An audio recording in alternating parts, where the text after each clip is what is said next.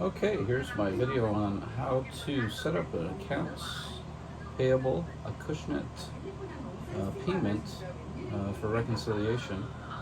First thing you do, go to the Acushnet website, click on Open,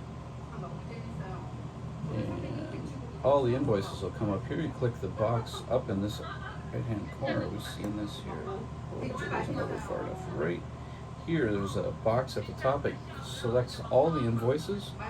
And I'm going to click on download, and we're going to select the file format. We're going to leave it in the CSV format, which is fine. That's the default, and just hit download. And it takes a few seconds to pull this up. Waiting for securebuildtrust.com to gather the data. Okay, there it is. It opened up, so I'm going to click this open it. And it should open up into an Excel spreadsheet here, and it did. Here it'll be at your bottom of your screen on the Excel icon. So there it is right there. And then one thing that we need to have open is the Acushnet payment macro. It's a macro file.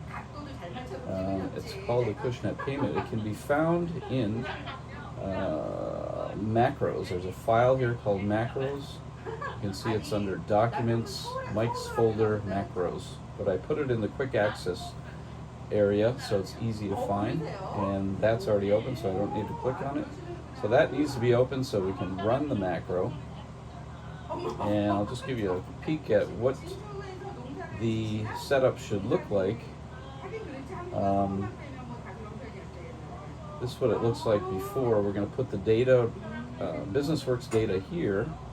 And we're going to put Acushnet's data over on this side, starting at column M. So we need to have that BusinessWorks file open, which we do. And I'm going to grab the data here. I'm going to grab it from the vendor total up, all the way up to Acushnet. Right-click, copy, and I have a file open, book 7, and I'm going to place it in cell A1, which is at the top right corner, and paste that. And then also we're going to take the data from the download from Acushnet. We're going to grab at the column A, B, all the way to I, and I'm going to copy that. I'm going to go back to book 7, and I'm going to paste it right on column M. That's where it's supposed to go. So I'm just going to click the paste options. So I could have just went Control V, but I'm going paste options here. Either way works, I believe. So now this is set up, but there is a problem with the macros, so I just need to increase. What did I do? Oh, I forgot what I did. I think I need to add a line. So there's a problem with the macro. I'm going to insert a line here. Let's see if that does the trick. Because I was losing this first invoice with the macro, so I think this solves the problem. So it's ready to run the machine, which is in here. It says View Macros. That's right here. It can also be found in Data. I don't know, where is it? Developer macros here. But I have a shortcut here. And I'm going to click on that, and there's 2 macros. I'm going to run the first one. The second one says second macro. I'm running the first one, and this is going to manipulate it so it sets it up this way. Now, in between this macro and the next macro, I need to do a few comparisons. So I'm going to grab this first line, which says invoice number, which is column A. I'm going to hold down the control button and click on column K. And I'm going to run this comparison tool. It's right here. It's called Duplicate Values. It's also found in the Home tab under Conditional Formatting in Highlight Cell Rules, Duplicate Values. But I have the shortcut here on the Quick Access toolbar.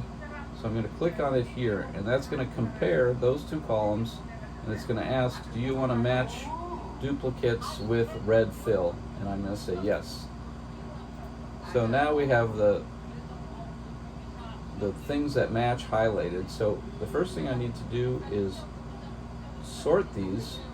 I'm going to grab this data here, and I'm just going to sort everything up to here. I'm not going to sort the total on the bottom there. And I'm going to click on the sort button, which is here on your quick access toolbar. It can also be found in data in sort here, but I got it here in the quick access toolbar. And what I'm going to do is I'm going to sort based on invoice number column, and I'm going to sort on cell colors. So I want to bring all these red ones together. So I'm going to, in order, I'm going to put the red color on top, and then I'm going to go, oops, didn't click it. So it's invoice number, cell color, based on this color first on top. And then I'm going to do a secondary sort, invoice number, values, smallest to largest. So I'm going to hit OK here. So that's sorted them. Now I'm going to do this set of data. This is FootJoy's. I'm going to go sort based on, it says invoice number twice. I'll fix that later. That's on the second macro. Invoice number, but it's the first one. Invoice number based on cell color.